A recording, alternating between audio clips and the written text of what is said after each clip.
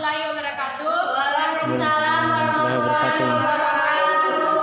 Perkenalkan, nama saya Alwatia dari program studi pendidikan biologi Universitas 19 November Kolaka semester 4. Di sini saya akan menjelaskan bagaimana daur sulfur.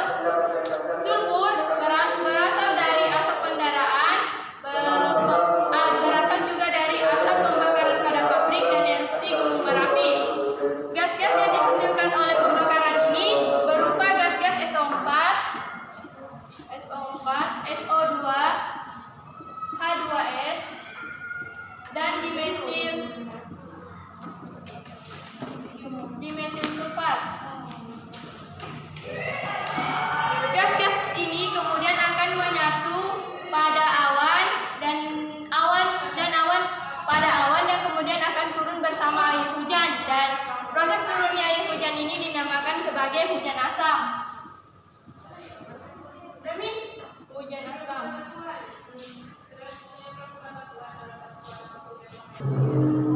Hujan asam ini memiliki pH di bawah 5,7 sehingga dapat menyebabkan korosi pada bangunan dan pada logam. Dan peristiwa hujan asam ini juga dapat menyebabkan kematian pada organisme.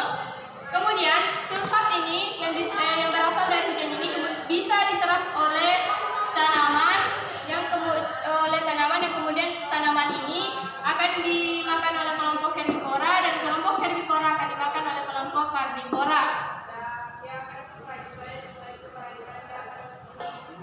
Setelah proses makan memakan ini, sehingga terjadi perpindahan sulfat organik dari ketiga tadi ini, sehingga terjadi perpindahan sulfat yang pada rantai makanan. Selanjutnya, ketika kelompok tumbuhan herbivora maupun karnivora ini mati, maka akan diuraikan oleh kelompok dekomposer dan bakteri. Proses penguraian ini terjadi pada aerob dan akan menghasilkan sulfat anorganik yang kemudian akan digunakan kembali pada tumbuhan. Kemudian anaerob yang mengandung senyawa beracun yang berasal dari magma gunung berapi.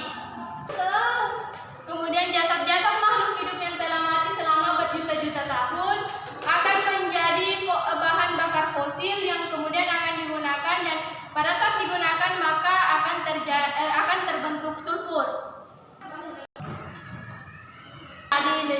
Jadi kesimpulannya, daur sulfur berasal dari dihidrogen sulfida yang kemudian akan menjadi sulfur.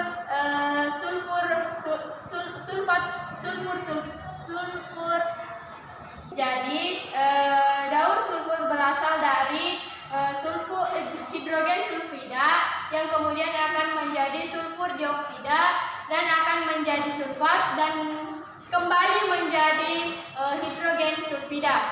Baik, itulah penjelasan saya mengenai daur sulfur. Lebih dan kurangnya mohon dimaafkan. Wallahu muwaffiq ila aqwamit thoriq. Wassalamualaikum warahmatullahi wabarakatuh.